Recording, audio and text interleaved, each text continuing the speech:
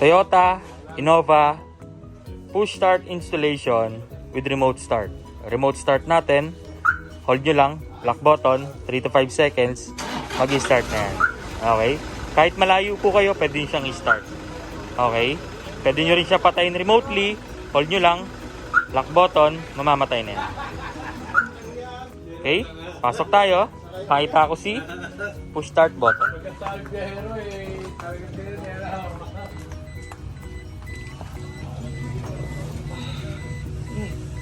So, yan po si push start button. Kapag naka-lock, walang ilaw. Pag naka-unlock, may ilaw. Susi natin, 2 piraso, Toyota. So, ito guys, manual transmission.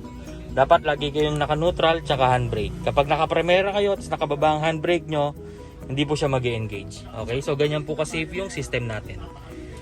Okay, tapos to start, through push start, apak lang sa preno, isang pindot.